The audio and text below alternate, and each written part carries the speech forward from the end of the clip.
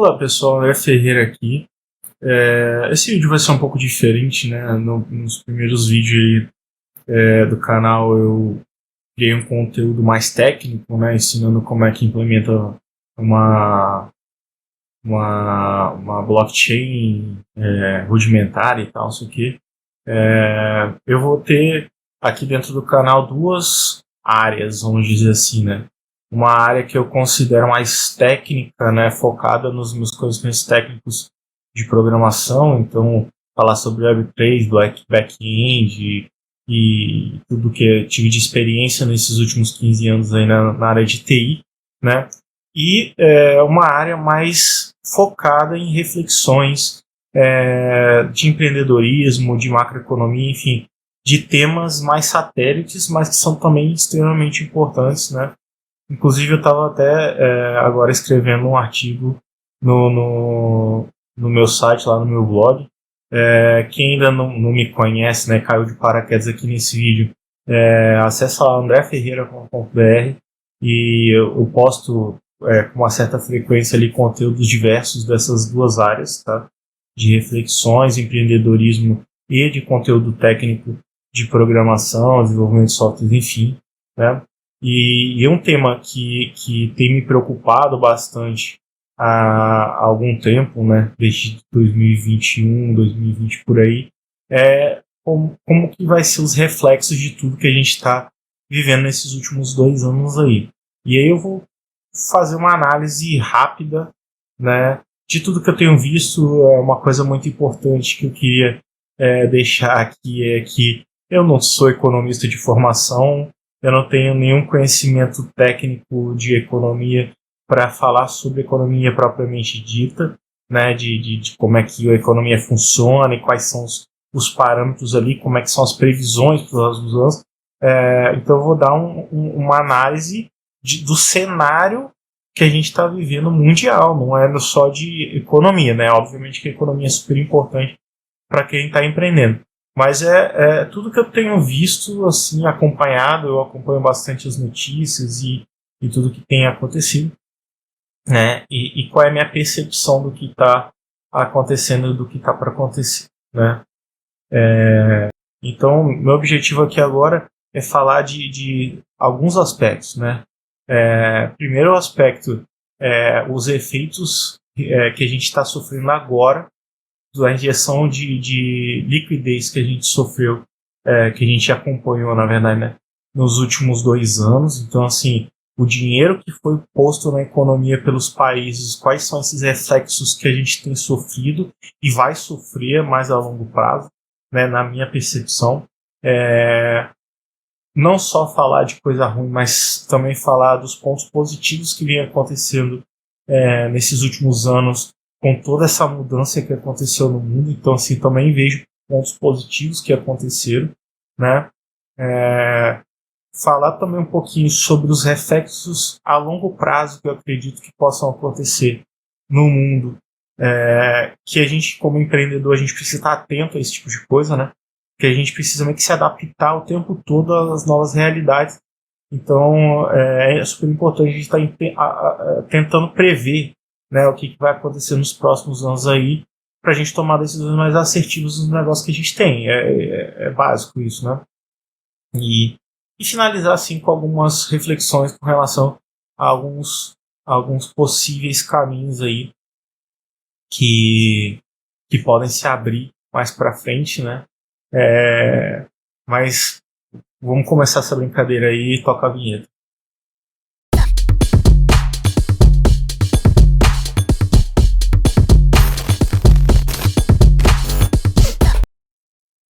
Bom, acho que a primeira coisa mais importante é contextualizar, né, onde que eu estava nesse momento aí desses últimos 2 anos, né, e por que eu tenho as percepções que eu tenho hoje.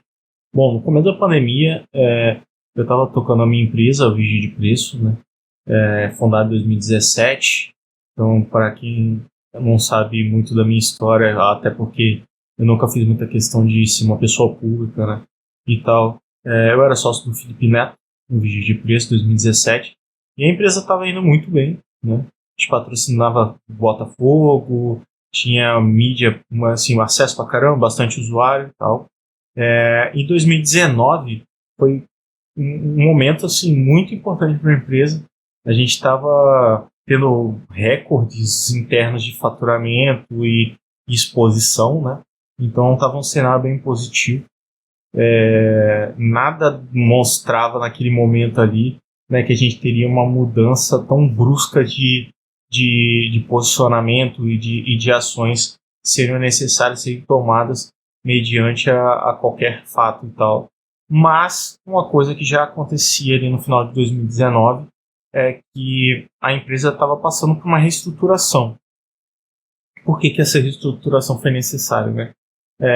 Como quando você começa a crescer rápido demais, você começa a contratar muita gente, né? A gente chegou a ter 3 escritórios na Barra da Tijuca, lá no Rio de Janeiro, imensos, assim, gigantes para 20, 30 pessoas e tal.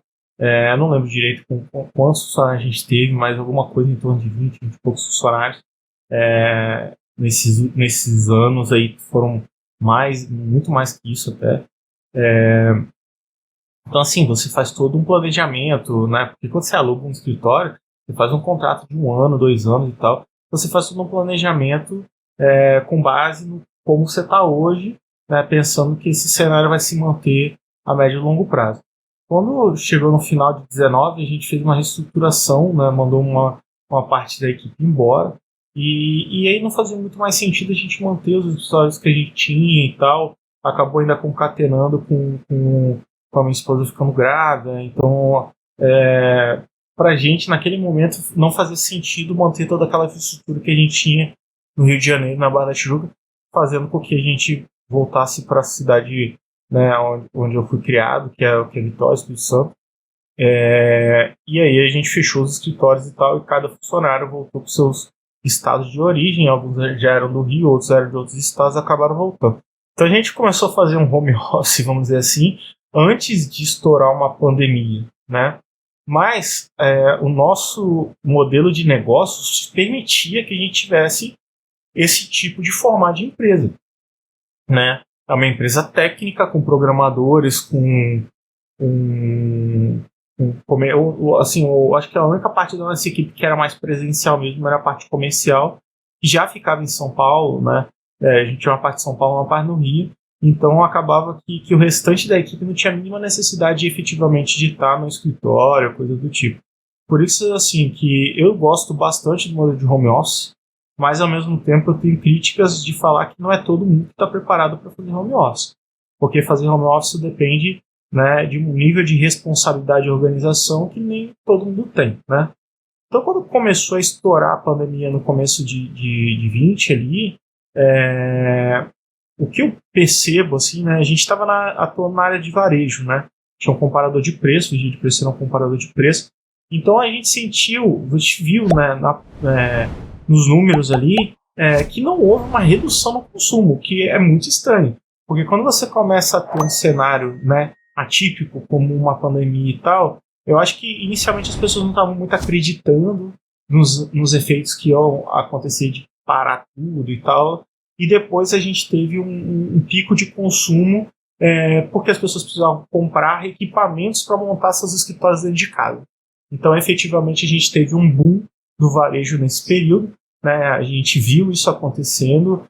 O Vigia tinha números que mostravam esse aumento comparado aos anos anteriores, né? Mas, obviamente, que esse efeito ele foi causado porque os países, de uma forma geral, inclusive o Brasil, começaram a injetar muito dinheiro, né? O que os economistas falam de imprimir dinheiro, começou a imprimir dinheiro pra caramba. A população, com essa grana, começou a gastar, né? Porque, no geral, quem não tem uma boa estrutura, né, financeira, quem não tem uma boa educação financeira, o consumo ele é imediato, né? As pessoas vivem num fluxo. Recebe o dinheiro dos salários, vai lá e gasta comprando alguma coisa que nem sempre tem uma utilidade, enfim. Mas aí é caso a caso, né? Quem tem um pouquinho mais de conhecimento financeiro, de estrutura financeira e tal, o que acabou fazendo? Pelo menos vou falar no meu caso, né? não querendo me colocar em nível de superioridade a ninguém, mas como eu tenho uma situação financeira atípica por uma pessoa da minha idade, né? Eu tenho 33 anos, então eu tenho vários amigos que têm a minha idade que vivem uma realidade completamente diferente. Então, na minha realidade, o que eu fiz? Eu comecei a guardar, me manter líquido, né? Me manter líquido e fazer alguns tipos de investimentos mais pontuais, né? Meu perfil de investimento é um perfil muito, muito complexo, assim, que não existe um padrão muito bem definido. Eu gosto de correr muito risco, né? Meu perfil ele é suscetível a um risco muito alto. Então eu investi em bolsa, eu investi em criptoativos, né? Ativos considerados de alto risco, né? Quem tem menos tolerância a risco vai fazer um investimento de renda fixa, alguma coisa do tipo assim. Naquele momento, cara, eu estava fazendo alguns investimentos pontuais, né, em bolsa e tal. Não sou especialista em investimentos, né, até não me considero honestamente um bom investidor. Acho que eu fiz muito mais burrice tentando investir do que como empreendedor. Acho que eu prefiro muito mais gerenciar a empresa e criar produtos do que tentar investir em empresas e coisas que saem muito da minha zona de conhecimento, né? O investimento é uma zona à parte. Então, se vocês forem ler Pai Rico, Pai Pobre, você vai ver lá que ele coloca uma distinção muito clara entre empresário, empreendedor e investidor, né? E a gente precisa entender isso muito claramente. Não é porque você é um bom gestor de empresa que você vai ser um excelente investidor, né? E o contrário também é a mesma coisa. Não é porque você é um bom investidor porque você necessariamente vai ser um excelente empreendedor. Mas uma coisa que é fato é que se você tiver uma boa estrutura financeira, pessoa física, né? Se tiver suas reservas, saber gerenciar bem seu financeiro de pessoa física, provavelmente você vai ter uma certa facilidade no gerenciamento de uma empresa. Não vai ser tão mais um risco tão grande, né?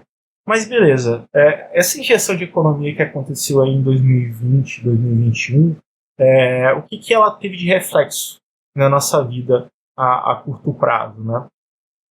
Primeiro que quando você injeta muito dinheiro na economia e o consumo não desacelera, você tem um aumento de demanda, né? Consequentemente, a gente gera aquilo que é chamado de inflação, né? Os economistas adoram e temem pra cacete essa palavra chamada inflação. A inflação ela se intensifica, no meu ponto de vista, a partir do momento que a China começa, não sei se de forma intencional, eu custa acreditar que seja uma realidade, assim, né? Começa a deixar de entregar produtos, tá? Entenda por que eu estou falando deixar de entregar produtos. Porque a China é um regime comunista. A gente não tem muita informação do que está acontecendo lá dentro. Recentemente declararam um lockdown que ninguém sabe, ninguém viu, né? Pelo menos o mundo inteiro, o que você tem visto o mundo se vacinou e tal, e está voltando à normalidade, e a China declarou um lockdown e os navios parados lá, né? No meu ponto de vista, quando eu olho para esse tipo de cenário, eu custa acreditar que isso tenha um fundo de realidade, mas a gente nunca vai saber, né? Até porque as informações que a gente recebe de lá são poucas e são selecionadas pelo regime comunista chinês, né? Então, no meu entendimento, né, a pandemia ela serviu para uma coisa muito importante para a China, para entender os limites e o poder que ela tem com relação à economia mundial. Então, quando eu olho assim para tudo que aconteceu, você vê lá a crise de microcontroladores, né? A gente teve problema com a indústria de carros, de tudo que precisa de microcontroladores, blá, blá, blá. Mas será que isso não foi causado, de fato, né? Eu compro muitas placas de vídeo por causa de mineração de criptoativo, né? O que parece para mim, né, é que as fábricas, as marcas entenderam que, tipo assim, podemos aumentar o preço, né? Uma placa que antes custava 3 mil reais, agora é vendida a 9 e as pessoas compram. Então, se compram, né, Se existe a demanda para compras desse tipo, por que a gente vai voltar para o preço anterior? Fala que tem uma crise aí, vamos reduzir a quantidade em circulação daquele produto, até porque se a gente consegue vender uma placa no preço de 3, para que a gente vai produzir as outras duas? Né? A gente não tem os custos de produção das duas que a gente não precisa vender e a gente vai vender uma com preço de 3. Que é o que estava acontecendo, tá? Não estou brincando. No final de 2019 eu comprava uma 3070, uma RTX 3070, quem entende aí de tecnologia vai entender o que eu estou falando. Comprava uma RTX 3070 no atacado a preços de R$2.800 a R$3.000, tá? Uma média. Cheguei a ver no varejo recentemente chegando a 10, 11 mil reais uma placa dessa. Então você veja, assim, né, 3, 4 vezes mais o valor do mesmo hardware, né? E aí com essa desculpa de falta de microprocessadores e tal, não sei o quê. Consequentemente, a gente tem um problema muito sério nesse quesito, né? Que um dos poucos países que tem tecnologia de microprocessadores de 3 nanômetros, né? E que possui fatia significativa de 5 nanômetros é Taiwan, né? Com a TSMC, se não me engano, que é o nome da empresa que faz esse tipo de tecnologia, e todas as empresas do mundo dependem desses caras. Se você for pegar assim, uma Apple, né, um iPhone, ou um celular da Samsung, vai ter algum tipo de chip ali desses caras, tá? Seja de Taiwan ou dos tigres asiáticos ali. O que é mais perigoso nesse cenário de dependência mundial, né? A gente conseguiu entender, né, eu acho que ficou muito claro para o mundo, que o mundo tem uma dependência absurda de produtos da China, né, da parte industrial da China. E a China também entende isso. Por isso ela pode fechar os portos lá e né, o mundo que se exploda. E intencionalmente ela pode fazer isso. Né? Consequentemente, as economias dos países começaram a sofrer bastante por causa disso. Você tem uma alta enorme de carros usados porque não está dando para produzir carros novos porque precisa de uma quantidade exorbitante de chips. Se a Ásia não está entregando, as fábricas americanas ou qualquer coisa do tipo não conseguem produzir. Né? Isso é bem óbvio. Agora, se isso é de fato um problema logístico ou qualquer coisa do tipo da China, ou se é intencional, a gente não tem como saber, mas fica aí o questionamento. Né? Então, vou recapitulando ali para a gente não ficar muito prolixo nesse papo. Tivemos uma injeção enorme de valores, de moedas sendo criadas, impressas na economia para ajudar as pessoas que perderam emprego e por aí vai. Essa injeção de capital gerou consumo muito alto. Né?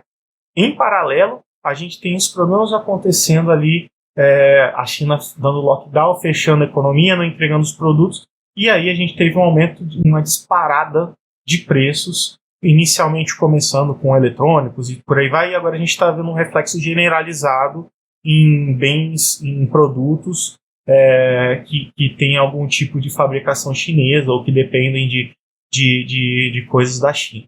Né? Em paralelo, né, essa inflação que está sendo gerada, né, que a gente começa a sentir, sente mais efetivamente agora na comida, nos alimentos, no preço da gasolina e por aí vai, você vai ter N produtos e serviços aumentando drasticamente os seus preços nos últimos anos. Né? Essa inflação ela vai desequilibrando a economia dos países, né? E consequentemente criando reflexos políticos nessa história, ao ponto que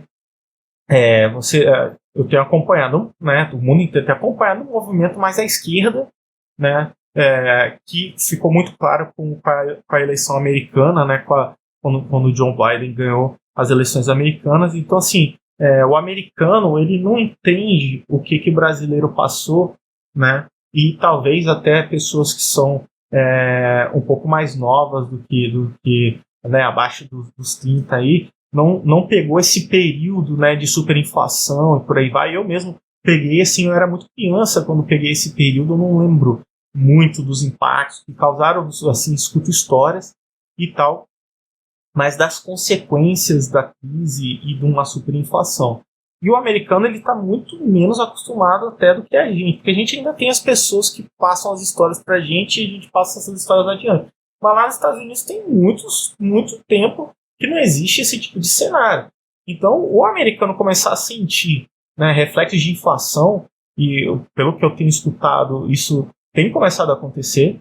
Tá? Eu tenho contato com pessoas nos Estados Unidos e no Canadá, e lá os caras estão começando a ver variações de preço, coisas que eles nunca viram na vida deles, entendeu? A gente fala que isso é inimaginável pensar em aumento de preço numa economia como os Estados Unidos. Mas, obviamente, uma economia mesmo que os Estados Unidos seja o padrão de moeda mundial, ela também pode sofrer problemas, né? E isso acaba criando um comportamento mais à esquerda, porque a população, no geral, ela começa a fazer um comparativo, né? Tipo assim, minha vida era melhor naquela época ali, então eu quero voltar do jeito que era antes, mas, né, a história já mostrou pra gente que tentar voltar ao passado não vai fazer nenhuma diferença de como é que vai ser o futuro, né? A gente só vai cometer os mesmos erros porque a gente esquece do que passou, né? E, enfim. Mas, de qualquer forma, as pessoas só param para entender os reflexos disso quando as coisas acontecem, né? A gente não é muito de ficar raciocinando os problemas futuros, né? Mas, ok. A gente até agora só falou dos problemas que aconteceram e tal. Agora vamos falar das coisas positivas que aconteceram nesse cenário meio caótico que aconteceu nos últimos 2 anos. Né? Quais foram os reflexos positivos dessa história? Né? Tem alguma coisa positiva nessa história? Sim. No meu ponto de vista, a gente começou a ver uma digitalização de tudo, de todos os processos. Né? Então, hoje você assina documentos digitais, você consegue abrir, até fechar a empresa 100% digital, você não precisa mais ir numa junta comercial e tal, não sei o quê. Você tem várias empresas aí que começaram a fazer reuniões remotas, né? Antigamente eu precisava antigamente não, até pouco tempo atrás, era muito comum eu ter que pegar um voo para São Paulo para poder me reunir com um diretor de uma empresa, porque o cara queria me conhecer pessoalmente, né? Hoje em dia isso acontece. Inicialmente não acontecia por uma questão sanitária, e agora não acontece por uma questão de comodidade. Né? As pessoas começaram a entender de falar assim, cara, eu consigo trabalhar de forma remota sem precisar que a pessoa venha aqui e tal, se tem deslocamento, né? E aí você começa a ver os lados positivos disso daí. Pô, você não precisa gastar dinheiro com aluguel, né, fazendo uma sala, fazendo um escritório, né? Todos os custos que envolvem o escritório. Acho que o escritório tem os pontos positivos dele, mas tem vários pontos negativos, principalmente em grandes cidades, São Paulo, Rio e as cidades grandes no mundo inteiro. Né, o tempo de deslocamento, né, isso já a pessoa já chega chateada dentro do escritório, que ficou 1h30 no trânsito para poder chegar ali e aí não tem uma qualidade no trabalho, né? Enfim, eu honestamente prefiro muito mais ficar 1h30 dormindo, né, do que ficar 1h30 no trânsito e por aí vai. Então, assim, para quem já tinha a possibilidade de trabalho remoto, como era meu caso, como era o caso das minhas empresas, né? Excelente. A gente só concretizou o que já era possível, né? Mas tinha várias outras atividades que as pessoas nunca imaginavam ser possível, né? Telemedicina, né? Psicólogos atendendo remoto, por aí vai. Assim, acho que teve um salto evolucionário nesse sentido, né? E consequentemente, também nós tivemos um salto nos serviços digitais de uma forma geral, né? Para atender mais sistemas de streamings, para substituir a ausência do cinema numa boa parte desse período. Por aí vai. Eu acho que foram evoluções legais que a gente vai manter por muito tempo aí. O segundo ponto que eu acho que foi positivo dessa história é que, com grandes expectativas de problemas, e aí a gente viu coisas como circuit breaks na bolsa de valores, ações caindo, derretendo, e por aí vai, a gente começou, as pessoas no geral começaram a se preocupar mais com o financeiro delas, de alguma forma, né? Então começou uma onda muito grande de educação financeira, pelo menos assim, no meu ciclo social, eu vejo muito mais as pessoas falando de economia, política e tal, do que há alguns anos atrás, né, que era muito focado no trabalho deles ou no ciclo de interesses pessoais ali. Isso é muito bom, né? Eu acho que todo mundo precisa saber o básico de economia e de financeiro para tocar minimamente a sua vida um pouco mais estável, né? Por mais que na minha concepção estabilidade não exista, né? Mas você consegue ter um pouco mais de previsibilidade a curto, médio prazo ali, né? Mas para mim você tentar prever o futuro da economia e do seu financeiro é igual previsão do tempo. É só uma previsão que pode ser muito errada, né? Eu mesmo cometo erros frequentes de fazer investimentos achando que ia ser um puto investimento bacana e tal, não sei o quê, e às vezes até no curto prazo, mas a médio prazo começa a descambar. Um exemplo, né, eu fiz um investimento muito grande de compras de placas de vídeos para mineração em 2019, né, 2019, 2020. E nós tivemos toda a crise que aconteceu aí e teve uma queda abrupta, né, da mineração e do preço dos ativos digitais, das criptomoedas, nos últimos 6, 8 meses aí. Então, esse investimento, obviamente, que hoje, para mim, esse investimento, boa parte dele está pago, então eu não tenho uma preocupação, né, com relação a quanto eu perdi ou quanto eu vou perder ainda nisso. Eu sei que esse investimento pelo menos vai ficar zerado no final do processo, mas obviamente que eu poderia ter tido muito mais lucro, né, se eu tivesse feito de forma diferente, né, não tivesse arriscado tanto montando talvez, né, a minha infraestrutura aqui no Brasil, não sei, enfim, tem muitas coisas a serem analisadas, mas obviamente que para mim também eu sofri o impacto dessa injeção de liquidez, inclusive no preço das placas de vídeo que agora começaram a despencar, né? Então por isso que eu não consigo acreditar que esse discurso da China que tá faltando microcontroladores é real, assim, né? Eu acho que eles estão fazendo um jogo para poder botar o preço que eles quiserem, né? Então eles vão liberando aos poucos e aí você vê de tempos em tempos uma grande liquidez de placas no mercado e aí consequência daqui a pouco acaba tudo, né? E aí os preços voltam a subir de novo. Então, esse é um ciclo, né? Uma onda ali que está acontecendo. E tal. E eu acho que a coisa mais importante que aconteceu nesse período foi a ascensão meteórica dos conceitos de criptoativos e criptomoedas e tal, né? Tanto de forma boa quanto de forma negativa, né? Eu acho que a gente tem uma parcela da população que ainda não entende, né? Que são semi-analfabetos digitais ali, que não conseguem entender qual a importância dos criptoativos para a economia e para o mundo, né? De uma forma geral. E não tem nenhum problema você ser assim. Eu acho que é procurar se informar, entender como é que funciona, para tomar suas próprias conclusões com relação aos ativos, né? E aí eu não estou falando no espectro de investimento, eu estou falando de como é que eles funcionam, né, efetivamente. É por isso que eu tenho criado conteúdos para falar de criptoativos, para tentar consolidar o entendimento e um entendimento mais primordial possível de como é que funciona a tecnologia por trás desses caras, né? Se você vai fazer investimento ou não, aí é contigo, né? Tem que estudar para isso e para mim particularmente, como eu sou um cara de tecnologia e não sou um bom investidor, no meu ponto de vista, eu mesmo não faço investimentos em criptoativos. Eu faço mineração de Bitcoin, de criptoativo, por exemplo, de Ethereum, no caso, né? Então, no meu caso, eu estou usando o meu conhecimento técnico para me gerar esse ativo sem precisar comprá-lo, né? É diferente, enfim. Mas não querendo entrar nesses aspectos mais técnicos, mas eu acho importantíssimo a disseminação do ecossistema de criptoativos, porque, no meu ponto de vista, é a tecnologia mais disruptiva dos últimos anos, né? Eu acho que a última grande tecnologia que foi criada antes das criptomoedas foi a própria internet, tá?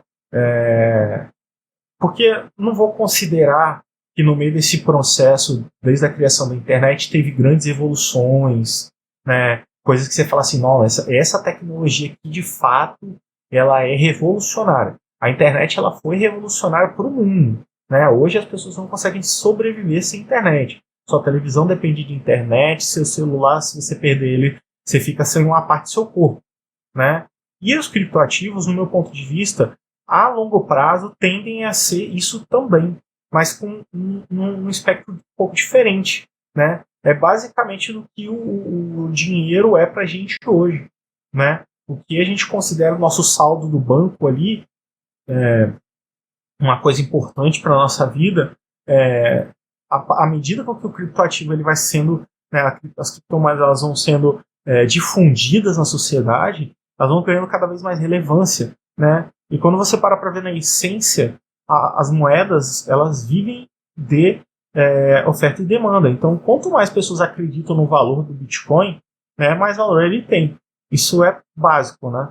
Então, você vai ver, pelo menos assim, a grande maioria das pessoas que vivem nesse ecossistema de cripto, ninguém tem dúvidas que o Bitcoin tende a longo prazo se valorizar cada vez mais. Por quê? Porque é um ativo que não tem como ser gerado mais unidades do que foi definido no seu código originário ali.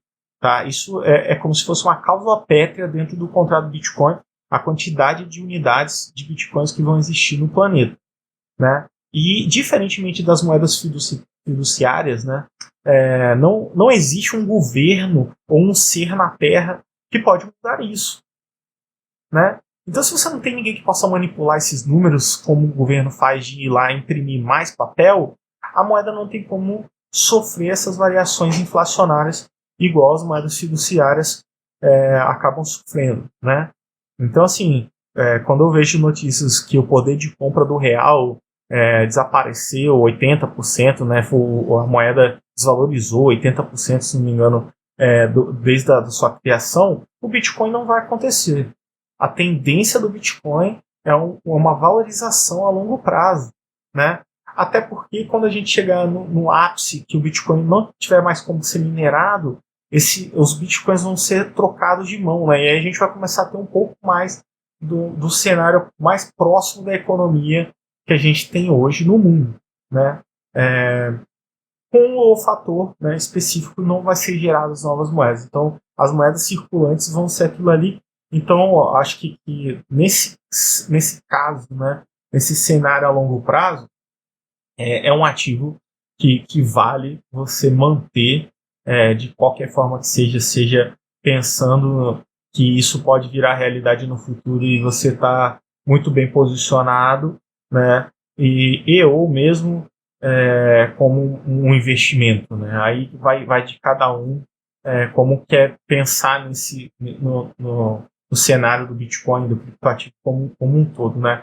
No meu caso em específico, eu sempre penso em ter reservas em criptoativos pelo motivo sólido, porque eu acredito que possa ser uma moeda mundial no futuro. Né? Esse é o que eu acredito, né, na essência. Eu acredito que o Bitcoin, principalmente o Bitcoin, tá? Eu vou descartar todo o restante, pode se tornar uma moeda corrente mundial no futuro. Né? Não se espantem se os países começarem a aceitar Bitcoin e tornar Bitcoin moeda oficial, como já aconteceu no caso de alguns países, aí, como El Salvador e tal.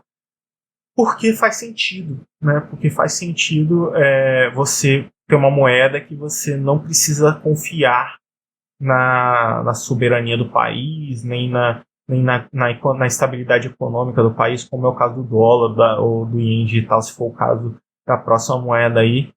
E para quem não acredita, existe uma grande possibilidade, né, do dólar ser substituído pelo ien digital da China, né, já que a gente tem uma correlação, uma codependência tão grande dos produtos chineses. Né, não me assustaria se isso acontecesse. Né? E o pior de tudo, não tem nem como comprar esse negócio, né? Você tem que ir lá, tem métodos muito obscuros sobre ter o ien digital e tal. Enfim, não sei se existe uma forma mais prática, né? Mas até hoje eu não vi nenhuma forma muito prática de você conseguir comprar esse ativo que está em controle do governo comunista chinês. Enfim, mas é complicado. Tanto que, né, se você for parar para analisar grosso modo, né, a China ela tem uma necessidade tão grande de poder, né, de controle, que ela proibiu a mineração na China.